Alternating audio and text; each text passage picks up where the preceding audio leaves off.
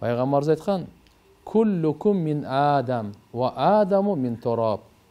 Силер баарыңар бир Адамдан таркагансыңар. Адам атаңар топурактан жаралган дейт. Алла Таала Адам атабызды периштелерди нурдан жаратып, жиндерди, шайтанды оттон жаратып, Адам атабызды топурактан жараткан экен. Ошон үчүн биздин жаралуубуз топурактан, топуракка кайра кайтабыз, топурактан кайра тирилебиз. Муса пайгамбар Фираунга даават бергенде айткан. Фираунга даават бергенде Алла Таала жиберген эле: "Айт, Фираун өзүң Кудаймын" деди эле. Даават берип, асманды Алла жаратты, жерди Алла жаратты деп. Ошо дааватынын бир сүйлөмү ушундай эле: "Минха халакнакум ва фиха нуидукум ва минха нухриджукум таратан ухра." Биз силерди топурактан жараттык. Биз силерди топуракка кайтарабыз. Жана дагы бир жолу топурактан силерди чыгарабыз дейт. Топурактан жаралганыбыз, топуракка кайтарыбыз бүткүл дүйнө мусулман эмес мойнуна алышат да. Биздин топурактан жаралганыбыз, элементибиз, жегенибиз, ичкенибиз, байланышыбыз бардыгы топурак менен экен да. Нан жедиңизби? Нан каяктан эле? Будай беле? Мисалы, жүзүм каяктан эле? Жерден. Эт жедиңиз, эт коюп жеди, чөп, жер. Суу ичип атасыз. Биздеги бардыгы жерден экенбиз да. Алла Таала айтты, силерди жерге кайра кайтарабыз деп атат. Жерге кайтарууда дагы коммунист болсун, мусулман болсун, кафир болсун, айырмасы жок. Жерге кайтарууна бирөө дагы четке кагалбайт. Баары айтат, туура дейт. Талашы үчүнчүсүндө мусулман айтат, биз кайра тирилебиз дейт. Иманы жоктор айтат, жок, өлдүк, бүттү, чиригдик, жок болдук дейт. Пайгамбарыбыз келип айткан: силерди Алла кайра тирилтет. Ошого ишенгиле. Өлгөндөн кийин кайра тирилесиңер. Ушуга ишенгиле. Ага далилдери менен алып келди. Куранда Алла субханаху ва тааля айткандай: Алла Таалага эмне кыйын? Жоктон бар кыла алган, барды жок кылып, кайра бар кылып кой, эмне кыйын Аллага дейт. Мисал айтсак, мынакей эң улуу аксакалыбыз, Кудабыз канчанчы жылкысыз? 57. 57 экен, 56-жылы ушул жерде эч ким жок эле да. Жалал-Абад бар эле 56-жылы. Кыргызстан бар эле 56-жылы. Алам бар эле 56-жылы. Бирок сиз, мен жок элек да. 56-жылы анча-мынчасынын атасы дагы жок эле берди, өзү эле эмес. Макулсуздар да. Ушу жоктон бар кыла алган. Бүгүн биз барыбыз анык да, өң да, түш эмес да бул. Жомок эмес да. Ушу жоктон бар кыла алган Алла Таала бир тамчы судан баарыбызды жаратып койду. Бир тамчы судан кандай кудуреттүү зат жүрөктү соктурган. Бир тамчыдан сөөктү, суюк көздү, түрдү түстү көрө турган, тилди, тишти, муундарды, мени жаратуучу ким? Алла. Кандай кудуреттүү зат. Бир тамчы судан жаратып атат биздин баарыбызды. Ушу жоктон бар кыла алган, азыр барбыз. Бизди кайра жок кылып, кайра бар кылып коюп, Аллага эмне кыйын? Эмне кыйын? Кайра жаратканга ишенбей атасызбы? Кайра жаратканга ишенбей атасызбы? Жок. Пайгамбарлар келди, айтты. Алла Таала кайра бизди жаратат. Өлгөндөн кийин, кабырга баргандан кийин учуру келет, Алла Таалам кайра бизди жаратат. Куранда Алла субханаху ва тааля мындай дейт: Za'amalladina kafaru an la yub'athu. Qul bala wa rabbi latub'athunna thumma latunabba'unna bima amiltum wa dhalika 'ala Allahi yasir. Kafirlar aytышат. Allah'a işenbegen, imanı joklar aytышат. Ne dep? Alla yub'athu. Kayra tirilүү bolboyt go deyt. Öldüңбү, бүттүң, жок болдуң, чиридиң, жок болдуң, бүттү, кетти. Жер менен жексен болуп кеттиң болду дейт. Алла Таала Куранда Алла Таала пайгамбарыбыз айтат: "Кул, айтып койбой Мухаммад. Ошондой деп өлгөндөн кийин кайра тирилбейбиз дегендерге айтып кой. Бала, эмне үчүн тирилбейт экенсиң? Сөзсүз Алла тирилтет. Ва Робби, Робума касам ичип айтып атам. Ла туб'асунна, силер сөзсүз кайра тирилесиңер. Сумма ла тунаbba'unna бима амилтум, кылган амалдарыңардан кабар аласыңар, кабар табасыңар. Силерге кабар берилет. Ким каерде эмне сөз сүйлөдү, эмне иш кылды, күнөөбү, сооппу, Алла бардыгынын кабарын берет. Бардыгын кабар берет. Жашырууда эч ким жок. Түндө, жалгыз, көчөдө, подвалда уурулук кылдыбы, алдадыбы, жамандык кылдыбы, жакшылык кылдыбы, намаз окудубу, акчасын адалга сарптадыбы, арамга сарптадыбы, намаз окудубу, окуган жокпу, бирөөнүн канын төктүбү, төккөн жокпу, кумар ойнодубу, ойногон жокпу, Алланын жолуна чыкты, чыкпадыбы. Ким кандай амал кылса, Алла Таала бардын кабарын берет. Күн сайын булар жазылып атат. Дептерге, файлга, Алланын алдында, архивде сакталып атат. Эртеге Алла Субханаху ва Таала буну кабарын берет экен. Каяктан билдик? Кур'ан айтып атат. Сумма латунаббаунна бима амилтум. Амал кылганыңардын баарын силерге кабар аласыңар. Ва далика аналлахи ясир. Бул Аллага өтө жеңил. Аллага кыйын эмес. Жоктон бар кыла алган, ушундай кудуреттүү бир тамчы суудан сөөк, каш, баш, чач, тырмакты чыгара алган, канды айланып атканы, муундар, нервтердин бардыгын, жараткан Алла Субханаху ва Таала. Субханаллах ахсанал халикин ва савваракум фа ахсана суваракум ва илайхил масир. Алла Таала силерди кандай чырайлуу, кооз, сулуу, өңдүү, орунду, бардыгы тең, тегиз кылып жаратып атпайбы?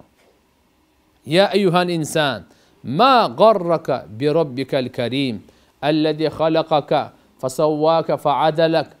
Алла Субханаху ва Таала дейт: ey инсан, сени берешендүү робуңдан кайсы нерсе алдап койду? Сен Алладан качып каяка барасың? Алладан узак каяка барасың? Аны тааныбай каяка барасың? Таны жараткан Алла Тааланы. Алла Таала сага көз берди, кулак берди, жүрөк берди. Эмне үчүн? Шүгүр кылсын деп берди. Неаматтарын тартуулап атат. Алла Субханаху ва Таала ушундай бизге неаматтарын берип койду туугандар. Кайра тирилтет, бардыгын кандай тегиз жаратты. Кулак ордунда, көз каерде болуш керек, мурун каерде болуш керек, каш каерде болуш керек, тырмак каерде болуш керек. Алла Таала бардыгын орунда. Бардыгын орунда. Моюн каерде, бардыгын орунда кылып жатат. Тартиптүү кылып жаратты Алла Субханаху ва Таала. Тартиптүү кылып жаратты. Демек, иншалла, пайгамбар саллаллаху алейхи ва салламга келет эле Меккеде кафирлар. Ушу сөөктү, өлүк кишинин сөөгүн алып укаланган, чирип калганды деп үйлөп: Мухаммад, сен эмне ушудан бизди кайра тирилтет деп айтып атасыңбы дейт. Пайгамбар ооба. Бунун дагы жок эле го. Жоктон бар кыла алган адамдын акылына салгандачы. Барды бар кылып ал оңой эле. Жоктон бар кыла алган. Ошон үчүн айтылат: Алла бизди жоктон бар кылды. Аз биз го, биз барбыз. Барды жок кылып кайра бар кылып коюу ага эмне кыйын дейт. Эч кандай кыйын эмес. Алла Субханаху ва Таала бул Аллага жеңил туган. Баспай ошоларды. Демек, мына асырдын убактысында Кур'ани Каримде Алла мындай дейт: Хафизу аля салават ва салатул вуста ва куму лиллахи канитин. Эй мусулмандар, силер 5 убакыт намазды сактагыла. 5 убакыт намазга бекем болгула. Өзгөчө ортоңку намаз. Ортоңку намаз кайсы десе асыр намазы. Багымдат менен пешим, шам менен куптандын ортосунда намаз асыр намазы. Ва куму лиллахи канитин. Алланын алдында турганда кичпейил болуп тургула. Моюн сунуп тургула. Коркуп тургула Алланын алдында. Намаз Алла Субханаху ва Тааланын алдында турганда. Демек, бул асыр убактысы жөнөкөй убакыт эмес экен. Bir rivayette gelet, kıyamet gün cuma gün bolot deydi. Cuma günü bolot deydi. Cuma günü bardıq canlıklar bir korku alat eken. Bu şu cuma olup kalbasın deyip. Cuma günü Allah Subhanahu wa Taala özgöçe kılgan. Şunun için kiyinki cumaga çeyin kim bar kim jok Kuday bilet. Bugün cuma namazı okuduk. Cuma'nın fazileti bir cuma, murunku cumadan uşu cumaga çeyinki kılgan günüler geçiriledi eken. Kim uşu cumаны okusa, ötkönкү cumadan uşu cumaga çeyin bizde tünü, günü, ıldı, öde olup, kemçildik, kata, жаңылыштар болуп kalsa, oşonun bardı geçirilen. Peşim namazın fazileti mınday. Peşim namazın fazileti, Багымдаттан пешимге чейинки күнөө кечирилет. Жуманыкы мурунку жумадан ушу жумага чейин. Рамазан айдыкы болсо мурунку Рамазан айдан ушу Рамазан айга чейин. Мынан Алла субханаху ва тааля. Демек, урматтуу туугандар, Алла Таала асырга ант ичип айтып атат. Иннал инсана лафи хуср. Адам баласы баары зыян тартууда. Баары бактысызда. Бардык инсан, бадышалар, байлар, кембагал, эркек, аялдар, бардык инсан бактысыздыкта, зыян тартууда. Алланын анты бул, касамы. Иллаллазина аману ва амилу салихат ва тавасау бил хак ва тавасау бис сабр. Кайсы адамда ушу төртөө болсо, төрт сыпат болсо, ал дүниөнүн да ахиреттин зыян тартуусунан, бактысыздыгынан кутулду дейт. Алла ант ичип атат. Бардык адам зыян тартууда деп атат. Бактысыздыкта. Бирок кимдер ошо зыян бактысынан кутулду? Иллаллазина аману. Иман келтиргендер. Иман деген не? Иман өзү бар, бирок көзгө көрүнбөйт да. Иман бил гайып деп коебуз. Гайып нерсе өзү бар, көзгө көрүнбөйт. Биз ошого иман келтиребиз. Бейиш бар, көрүнбөйт. Дозок бар, көрүнбөйт. Иман келтиребиз. Кабырда, рахаттагы, азаптагы бар, иман келтиребиз. Алла Таалага иман келтиребиз. Периштелерине иман келтиребиз. Жараткан Алла субханаху ва тааля бар, ал көзгө көрүнбөйт. Албетте имандуулар бейиште Алланы көрөт. Биздин акыйда ишеним боюнча имандуулар бейиште Алла субханаху ва тааланын зияраты болот. Бу дүйнөдө биздин иманыбыз гайыпка. Тиги дүйнө гайып. Эми иман келтиргендер ушул ааламдын жаратуучусу, кожоюну, ээси бар. Башкаруучусу, көзөмөлдөөчүсү бар. Башыбызга түндө алып келип аткан бул азыр мына жарык ким алып келет буну? Инна фи халқис самавати вал ард ва ихтилафил лейл ван нахар ла аятин ли улил албаб. Акылдууларга белгилер бар. Кичине акылын ойлосо, иштетсе, жер менен асмандын жаралуусунда, түн менен күндүн алмашуусунда акыл ээлерине белгилер бар бул. Жөндөн жөн түн келе береби? Ким алып келет? Куранда Алла Таала айтат, айткылачы, эгерде силерге түн эле кылып койсо, күндүздү алып келе турган Алладан башка Кудай барбы? Эгерде силерге жарык кылып, күндүз эле кылып койсо, Алладан башка түндү алып келе турган Кудай барбы? Жок. Алла субханаху ва тааля буну башкарат, бардыгын алып келет. Демек, биринчиси иман. Ва амилу салихат. Жакшы экинчи сыпаты, жакшы амалдарды кылган. Жакшы амалдар деген кандай? Тилибизден чыккан сөз жакшы сөз болсун. Алкым. Уккан сөз жакшы сөздү угайлы. Көзүбүздүн амалы, оюбуздун амалы, колубуздун амалы, путубуздун амалы, уяттуу жердин амалы. Ушуну амал деп коет. Биз инсанбыз, адамдын денесинен жакшы жаман чыгып турат. Амилу салихат дегени ким, кайерде, кайсы абалда болсун, Алланын өкүмүн, пайгамбардын сүннөтүн аткарса, ушул амали салих деп коет. Жакшы амал. Ким? Эркекпи, аялбы, бадышабы, кулбу, байбы, кембагалбы, кайерде? Мечиттеби, үйдөбү, көчөдөбү, базар сапардабы, кайсы абалда болсун? Кайсы абалда болсун? Ооруп атабы, жакшыбы, курсантпы, кайгыдабы, кембагалбы, бай, кандай гана абал болбосун? Ким, кайерде, кайсы абалда болбосун, Алланын өкүмү, пайгамбар Мухаммад алейхиссалам сүннөтүндө аткарса, ошону амали салих деп коет. Үйдө сүйлөп атасыз, ата-энеңизди алдабаңыз. Бул амали салих. Үйдө сүйлөп атасыз, аял бала чакаңызды жаман сөз айтпаң. Бул амали салих, тилдики. Базарга чыктыңыз, тилиңиз менен базарды алдабаң. Көчөгө чыктыңыз, кошунаңызды алдабаң. Кошунаңызга тилиңиз менен ага жаман сөз сүйлөбөң. Тилдин амалы. Мечитке келсек деле тил, базарга барсак деле ошо тилибиз менен барабыз. Үйүбүздө деле ошо тил менен, сапарда деле ошо тил менен, кечкурун деле ошо тил биз менен, күндүзү деле тил менен. Сөзсүз адам баласы болгондон кийин сүйлөйт да. Бирок сүйлөгөндө биз ойлонуп сүйлөйлү. Ар бир сөздөн Алла разы болот же наразы болот. Ар бир сөз жазылат. Анил ямин ва аниш шимал qaid. Оң жақта, сол жақта періште бар отырып тұрған. Ма ялфизу мин қаулин. Қандай ғана сөз сөйлеп өсін, тілден шығарып алсын, илля ладайхи. Анын алдында, не бар? Періште бар. Анын алдында періште бар. Көзімде тұрған, қарап тұрған періште бар. Әр бір сөзіңізден субханалла. Себеп мына қараңыз. Айвандарда тіл бар. Бұрық алар сөйлей албайды. Алла субханаху ва таала айтады: Ар-Рахман алламал Qur'an халақал инсан алламахул баян. Алламахул баян. Алла сөйлегенді инсанға үйретті.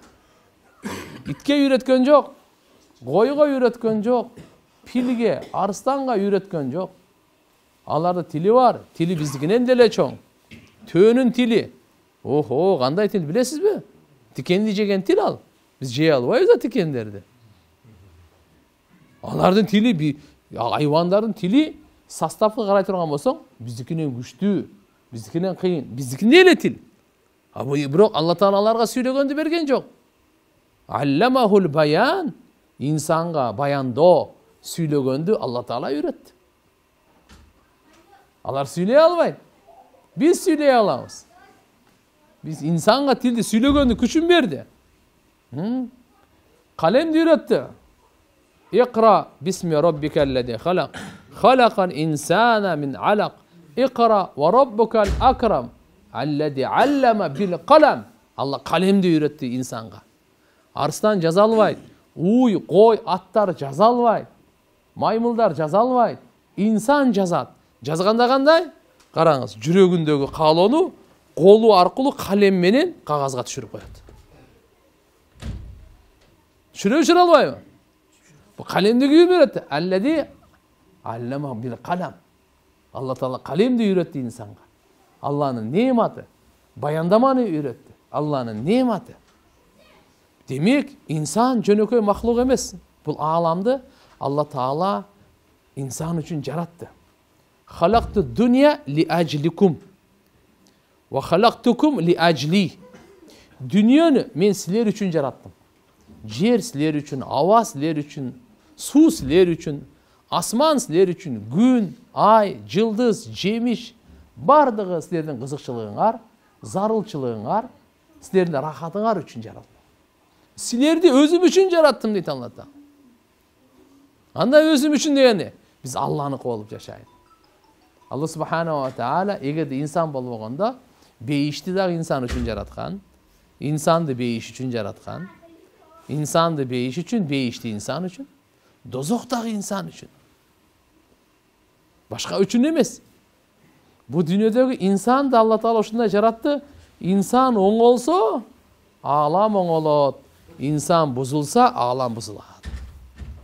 İnsan, adam balası жүрегіне байланған. Жүрегі оң olsa adam оң olады. Adam оң olsa ağlam оң olады.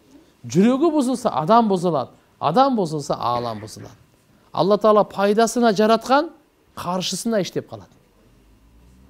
Жер пайдалы, бірақ жер титіреуге іштейді. От пайдалы, от инсанның қаршысына іштейді. Ауа пайдалы, инсанның қаршысына іштейді. Су пайдалы, инсанның қаршысына іштейді. Құранда айтып қойған. Алла Тағала кейде от менен азап берген, кейде су менен азап берген, кейде шамал менен азап берген, кейде жер менен азап берген. Жер титіреген, жер açılıp, жұтып кеткен, жер сорып кеткен. Асмандан жамғыр емес, çok жаған ұшырлар болған. Шамал ұшындай келген, шамандардан. Қоми атта. Охо, андай шамал. Адамды көтеріп еле, асманға чейін шығарып, құйын, башын ылдый қылып, бұтын үстін қылып, жерге сайған. Адамдар бұзылғанда Лут қауымын қандай қылды? Жабраил періште ошол, толық қыштағы менен көтеріп еле, алақаны менен, тескерісінен қылып, жерге бір чапты. Ар бірін атап тұрып, арқасынан ташты жадырды. Қандай деген азаптар болған. Бұл алам көп нәрсеге күбө болған. Biz gelgenimizde biraz ele oldu. Көп нәрсені көрген жоқпыз. Аны Кур'анда Алла Таала бардығын айтып атат кандай болгондорун. Туугандар, ошон үчүн адам баласынын жүрөгүн оңдоого пайгамбарларды жиберген да.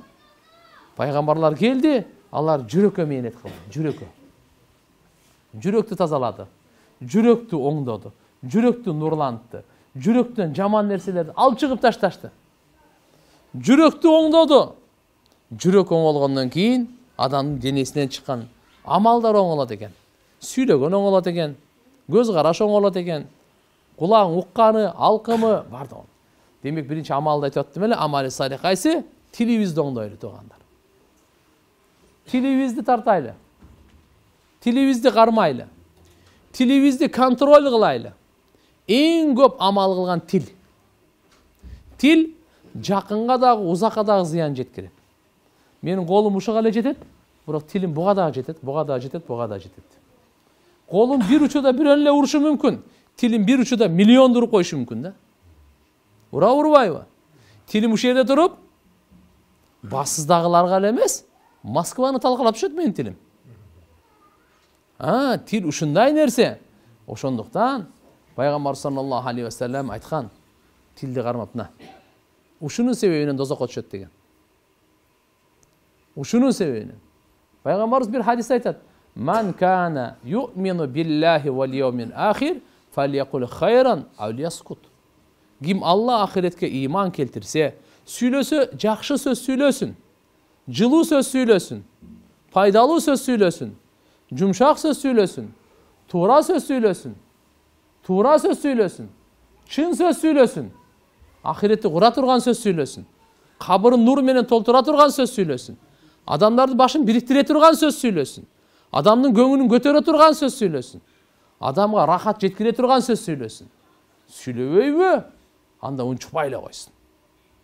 Сүйлөсө, пайгамбарыбыз айтты: "Ман кана ю'мин биллахи вал йаумил ахир, фалякул хайран." Жакшы сөз сүйлөсүн. Аулиясмы же унчукпай койсун. Жаман сөз сүйлөйүн дегениңизде тилди контроль кылып коюшуңуз керек экен да. Болду. Мен сүйлөбөй эле коеюнчу деп. Тили ушакка айтпайлы. Ушак деген эмне? Гыйбат. Гыйбат деп бир мусулмандын айыбын айтат. Нурбек Таксырдын айыбы бар.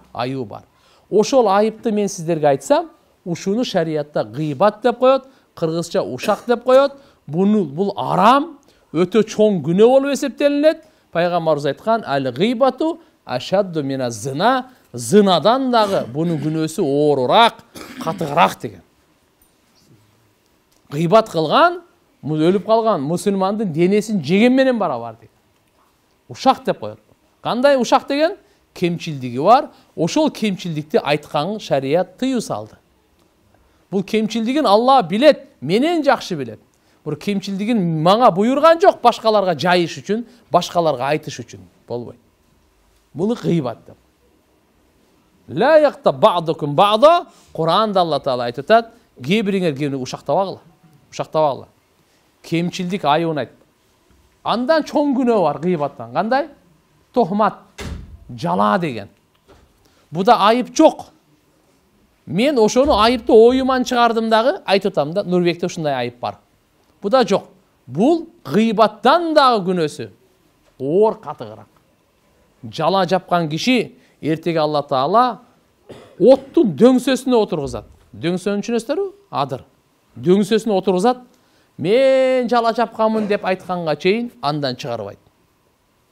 Демек туугандар, биздин тилибиз менен бирөөнү ушактабайлы. Бирөөгө жала жаппайлы. Алдабайлы. Лаанатуллахи алал кадибин. Жалганчыларга Алланын наалаты түшсүн деген. Жалган сүйлөгөндөргө калп айтпайлы. Алдабайлы туугандар. Ошондуктан иншалла биз эң алгач туугандар күн сайын тилибизди контролдойлу. Тилдин ибадаттарынын эң абзели Кур'ан окуу. Афдалул а'малил лисан кыраатул Кур'ан. Тилдердин амалдарынын эң абзели неге? Кур'ан окуу. Кур'ан окуу бул тилдин эң улуу амалдарынын абзели туугандар. Тилибиз менен биз зикир тартайлы. La ilahe illallah afzal zikir bu. Demek, urmattуу musulman bir tuğandar, tilibizdi sактайлы. Til gün sayın adamga kayrılat eken. Bardык müçölörübüzge kayrılat eken til. Ey bardыk müçölör. Mınake. Bardыk müçölör, kulak, göz, kol, put, tilge kayrılat eken. Til sen tüz bolgun, biz daha tüz jüröbüz deyt. Sen kıyşıysan, bizge daha kıyşı. Oşonduktan, bugünkü günü en çoğun problema, üy bülölük turmuşta dağı, dostorda dağı, sayasatta dağı, jaşo tirичиликте dağı til. Tildi azat kılıp boş koyu veri ürbeğiniz. Bu sizdi jeyt. Jutat. Akırı dozok alıp arıp taştaydı. Oşun üçün Peygamberimiz sallallahu aleyhi ve sellem tilge öte mani verip Peygamberimiz bir hadiste mınday dedi. Men tekelleme bi kelime, kim bir söz söylese min ridvanillahi taala, Allah razı olgan sözde söyledi de, la yulqilaha balan, ağa anday dele göңүл burgan jok ele, mani dele bergen jok ele, birok Allah razı olgan sözde söyledi de, yarfaullahu biha darajat, Allah Taala beyişke ele girgizip koyup olsun, beyişte darajaların beyik kılat eken, oşo bir söz menen. Yemi, kim Allah narazı bolgan sözde söyleseçi, bi kelimeti min sakhatillah, la yulqilaha balan, ağa dele göңүл burgan jok, birok Allah narazı bolgan sözde söyledi. Yahvi biha fi cehennem, dozokko kulap düşöt deyt oşo söz menen. Demek tildin amalın oңdoйлуу tuğandar. Ekinçisi alkım. Tamakta her bir neseni aldığımızga koygon jey berbeyle. Bul arak satıp jedirip atabı maňa, çoçka satıp jedirip atabı, kumar oynap jedirip atabı, akça prosentke berip jedirip atabı, uğurluk men taap jedirip atabı, jetim jesirlerin akıсын tartıp alıp jedirip atabı. Bul alkı aramı? Jese bolboyt. Her kim konokka çakırı kursak, eptep kursak toygozot almez. Allah Taala Kur'an'da peygamberlarga buyruk bergen. Ya eyyuhar rusul, kulu minat tayyibat ve amelu saliha. Ey peygamberlar, pakiza, taza, adaldan jegile. Adaldan jegile. Jakşı amal kılasыңар. Şoň üçin alkımdı kontrolдөйлө. Şek gümöndü nerselerdi jebeyle. Aramgo aram, şek gümöndü nerseni dağı alkımdan ötkörбөйлү. Kanday? Biröөнүn akıсын jebeyli. Özgöçö jetimlerden akıсын jebeyli. Jetimlerin akıсын jegen çok jegen menen barabar. Çok jegen menen barabar. Çok jegen menen barabar. Biröөнү aldap soda satık kılıp jegen aram. Biröөнүkün tartıp algan aram. Basıp algan aram. Aldap algan, kalpaytып algan aram. Şariat tıyı salgan jol menen akça tapkan aram. Peşine terminen tawaylı Peygamberimiz aytkan en berekeli rızkı adam balası özünün kolu menen tapkan rızkı. Kede rızkı dostordan belek katары gelet. Kede rızkı Allah Taala kembagaldarga zeket arkылуу beret. Kede rızkı muras arkылуу gelip kalat. Baylık muras menen. Ata-enesi bir tuğandar bala çakası ötüp ketти, anın mal mülkü buda kalıp kaldı. Bul dele adal. Birok en adal rızkı özüңүздүн kolunuz menen tapkan rızkı. Oşolgo jetpey degen. Adal rızkı izdөө bul bizdegi ibadat tuğandar. Bul ibadatka giret. Allah'ın farzı bul. Kasbul halal. Faridatı min faraidillah. Ba'da faraidillah. Allah Taala'nın farzından keyin kele bu farz. Cuma günü Allah Taala ne deydi? Fa iza qudiyatis salah fantashiru fil ard wabtagu min fadlillah. Cuma namazı okup bittiňerbi? Jer betine jayılgıladagı rızkı izdegile dep atat. Rızkı izdegile deydi. Bir alimler aytat, Allahu akbar.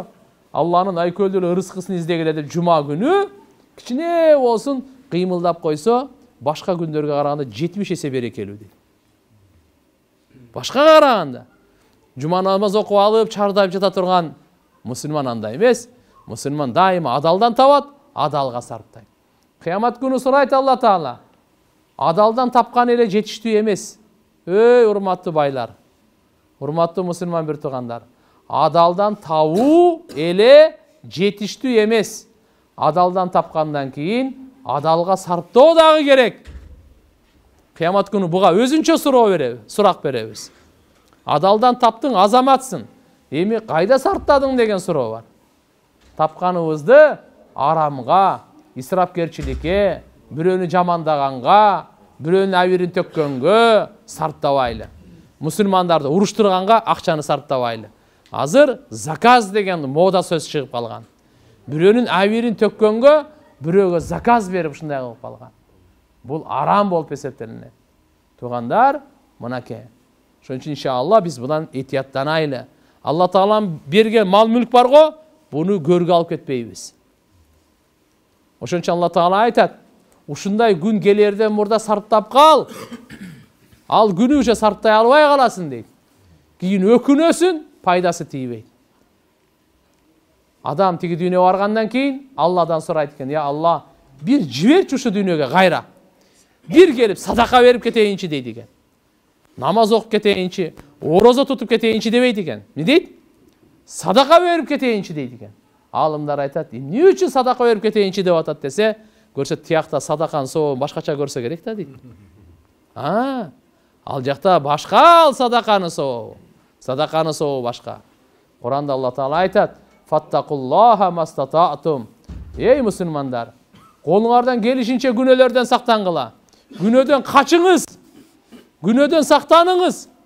Жылаандан качкандай, чаяндан качкандай, оттон качкандай, чоктон качкандай күнөөдөн качыңыз.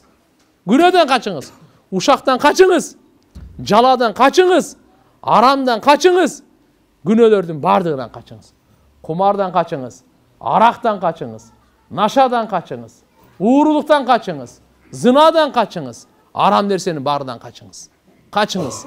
Чоктон качкандай, оттон качкандай, жылаандан качкандай качыңыз. Васмау ва атиу. Алла Таалан Алланы уккула. Алланы уккула. Аллага баш ийгиле. Ва анфику хайран ли анфусикум. Сарптагыла Алланын жолунда. Сарптагыла. Колуңарды ачкыла. Күн сайын кичине болсун садака кылгыла.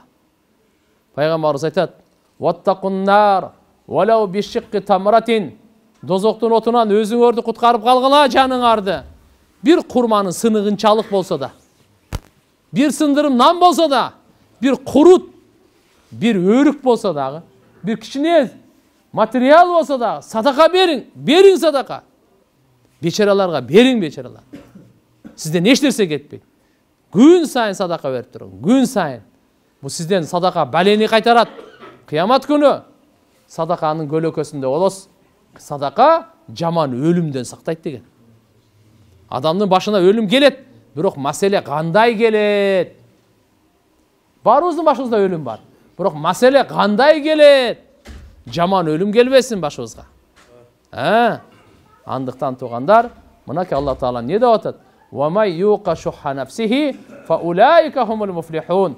Ким өзүнүн нафсисинин сараңдыгынан кутулса, куткарылса, адамдын нафсиси сараңдыкка чакырат. Ошону жеңсеңиз, фа улайка хумул муфлихун. Мына ушулар бактылуулар, ийгиликке жетүүчүлөр деп Алла айтып атат. Ийгиликке жетүүчүлөр ушулар. Ислам дини бардыгына чачып бир деген жери жок. Бирок сараңдыктан тыюу салды. Зекетти фарыз кылды. Зекет бул фарыз, садака нафил, зекет туугандар фарыз. Баарыбыз өзүбүз эсептейли, дагы зекетибизди берейли. Койдун зекетин берейли. 40 кой болсо, бир кой зекетин жүрөктөн бериңиз. Бейбечарага ээлик кылып бериңиз. Аны кызмат кылдыртып, акысын бербеңиз. Акысына зекетиңизди берип койбоңуз. Анын акысы зекет өзүнчө. Акчаңызбы? Санаңыз. 40тан бири, Буюм нерселериңизби санаңыз. Сода тижарат кылган нерсенин бардыгын сода сатыктан 40тан биринен зекет берейли. Алла субханаху ва таала намазга буйрук берди, зекетке буйрук берди. Намаз окугула өзүңөр жеке оңолосуңар, зекет берип тургула коомчулук оңолот деди. Мисалы, басыз айылындагы байлар зекет берсе, иншалла мынал жердеги басыз айылындагы жашоо оңолот. Коомчулук оңолот. Элдин жашоосу оңолот. Бечерелердин жашоосу оңолот. Кембагалдардын жашоосу оңолот. Намаз окусак өзүбүз оңолобуз, зекет берип турсак ким оңолот экен? Коомчулук оңолот. Кошунабыз оңолот. Туугандарыбыз оңолот. Досторубуз оңолот. Карызга баткандар оңолот. Дайыма намаз, зекет. Булар эгизек. Экөө тең бир жүргөндөр. Пайгамбарыбыз айткан иман менен сараңдык бир жүрөктө бир болбойт. Ла яжтамиу иманун ва шух вал иман ва шух фи жауфи қалби абдин абада.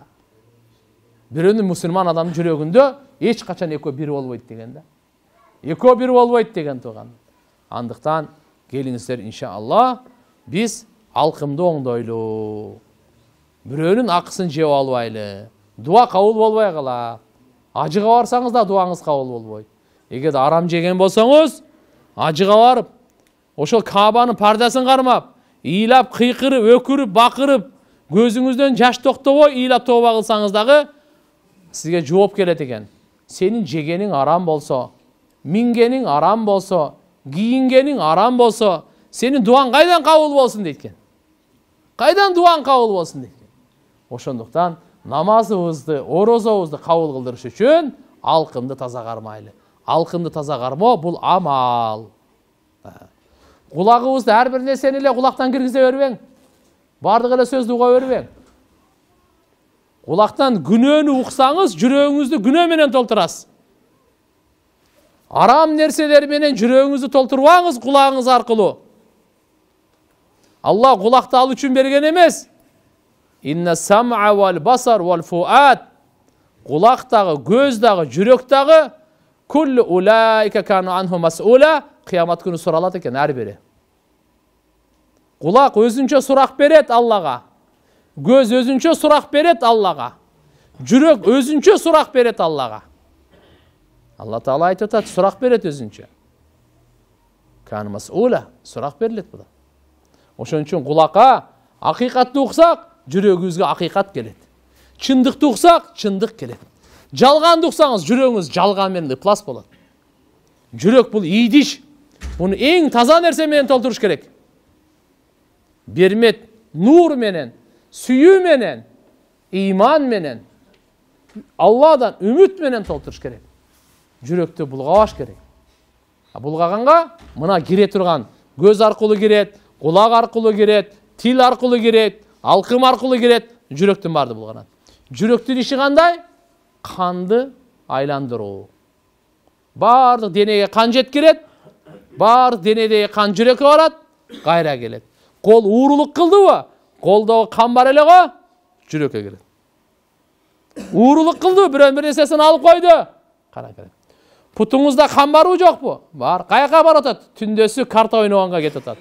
Кан жүрөккө келет. Жүрөккө дак болот. Таразадан колуңуз алдадыбы? Не болду? Жүрөк сразу келет.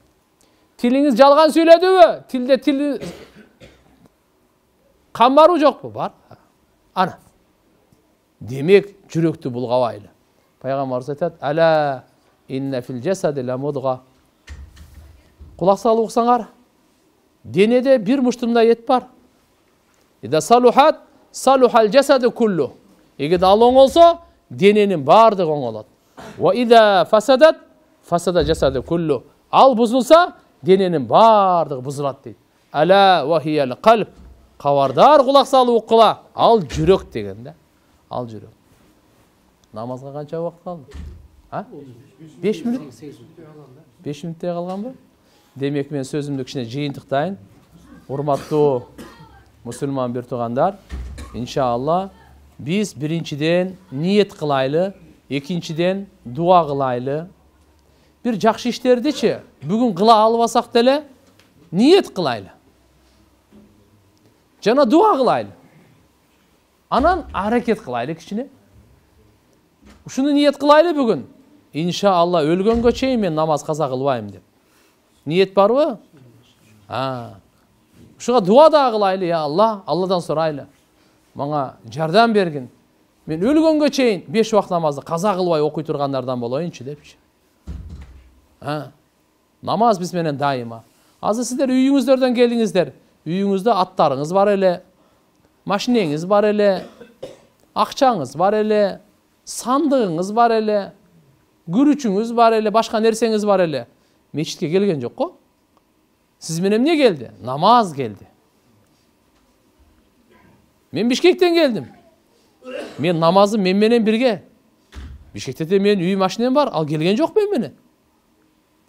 Эртеге бир учур келет. Кийинип алган кийимиңиздин баардыгын чечип калат. Колуңуздагы саат сотканы алып коет. Кандай келсек, ошондой кетебиз, унутпайлы. Ак сурупка оролуп, ыйлап келгенбиз, ак кепинге оролуп кетип калабыз. Бирок аалымдар айтат, сен дүйнөгө келгенде ыйлап келген элең. Унутуп калсаң керек, бирок эстетип коеюн. Ыйлап келген элең.